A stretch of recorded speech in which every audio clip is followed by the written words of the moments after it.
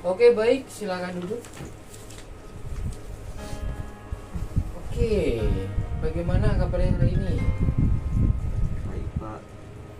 Oke, kalau boleh tahu bisa disebutkan namanya siapa dan juga asalnya mungkin dari mana? Nama saya Hisbi Ali, asal Kota Gresik Pak. Oh, Mas Hisbi ya. Oke, Mas Hisbi. Jadi kenapa ini Mas Hisbi kok bisa sampai datang di sini? Bisa diceritakan mungkin apa saja yang menimpa Mas Hisbi atau mungkin kejadian yang kurang menyenangkan?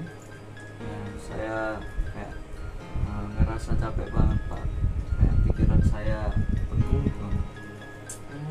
Saya juga lihat dari matanya Mas Hisbi ini juga agak-agak lelah gitu. Jadi mungkin bisa diceritakan lebih lanjut seperti bagaimana apa namanya kok Mas Hisbi ini bisa merasakan capek.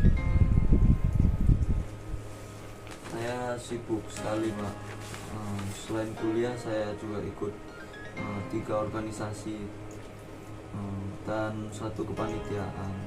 Jadwal saya padat dari pagi sampai malam, bahkan akhir pekan Pak. Jadi kamu itu memiliki baik kesibukan ya Mas Hisbi, seperti kuliah juga, organisasi juga. Nah itu mungkin bisa membuat jadwalmu itu lebih padat ya. Iya Pak. Dan karena itu saya sering telat mengerjakan tugas, bahkan ada 1 mata kuliah yang nilainya hampir mengulang Pak. Oh, jadi kalau menurut Mas Hisbi nih, jadi apakah ada satu hal yang penting itu yang membuat Mas Hisbi ini kesulitan dalam menghadapi dari semua kesulitan yang Mas Hisbi lakukan itu apakah ada satu yang paling merasa ini itu paling sulit seperti itu? Apakah ada? Ada Pak, manajemen waktu Pak. Saya bingung harus memprioritaskan yang mana Pak. Saya tidak bisa bilang tidak ke teman-teman di organisasi kalau ada tugas. Jadi kalau Mas Hisbi begini, apa yang akan terjadi semisal ya Mas Hisbi ini menolak tugas dari organisasi? Saya takut mereka kecewa Pak, dan menganggap saya tidak royal. Saya tidak mau kehilangan kepercayaan mereka Pak.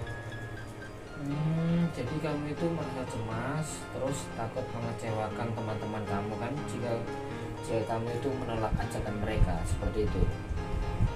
Sampai-sampai kamu itu juga mengorbankan waktu kamu untuk hal penting seperti kuliah. Seperti itu, apakah benar? Betul Pak. Saya merasa bersalah kalau tidak bisa membantu dalam organisasi Pak. Oke.